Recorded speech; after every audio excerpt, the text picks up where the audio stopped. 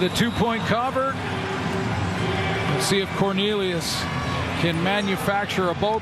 He'll probably need 30 yards to get into field goal. Certainly the time to do it. A deep kick. Oh, this one will bounce all the way into the end zone. Sims goes back, and he's going to concede. My goodness, what just happened? This is CJ Sims, and this play will forever define his one-year CFL career. But let me paint a picture for you on how impactful this was to the Edmonton Elks season. The first quarter would be pretty uneventful scoring-wise, with the only score being a missed field goal from Dean Faithful. Gosh, I'm so happy we don't have him anymore. For a single point. So the second quarter, we would see it become a 3-3 tie with two rouges from Jake Julian and a field goal made by Brett Lawther for the Saskatchewan Roughriders.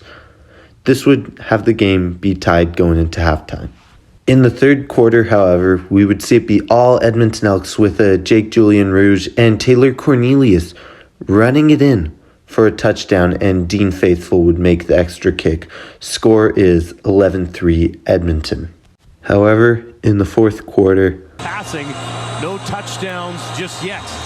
They'll look to change that now. Jamal Morrow, who doesn't have a touchdown on the season, stands in to the left of his quarterback.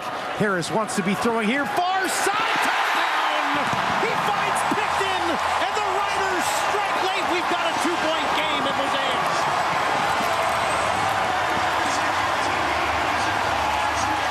and of course, the Riders would tie up the game, scoring on a 2-point conversion. Score is 11-11 with just over a minute left. And then the defining play of CJ Sims' career would happen. See if Cornelius can manufacture a boat. He'll probably need 30 yards to get into field goal. Certainly the time to do it. A deep kick. Oh, this one will bounce all the way into the end zone. Sims goes back, and he's going to concede. My goodness, what just happened? The Elks allow the single, and the Riders go up 12-11.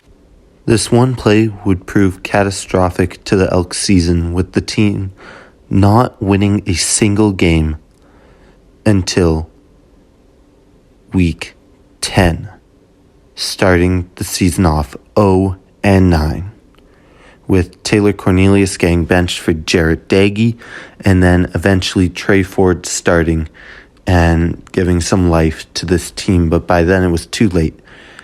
Had CJ Sims known about the rule, granted he was an American, and that is on the coaching staff to tell him. So, biggest thing is that the coaching staff has got to inform these players about these rules, because this is a big part of the Canadian game, and you can't blame it all on CJ Sims, even though it kind of was all him.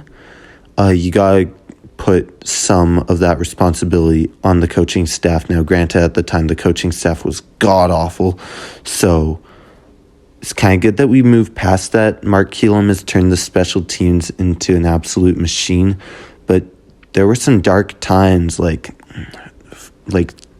not like last season. Anyways, CJ Sims would go on to have a pretty productive season for the Edmonton Elks on kick returns and punt returns, proving to be a very valuable special teams player for the team. However, this would be his one season in the CFL. He wouldn't re-sign with the Elks and never played again, with this very one play forever defining his career.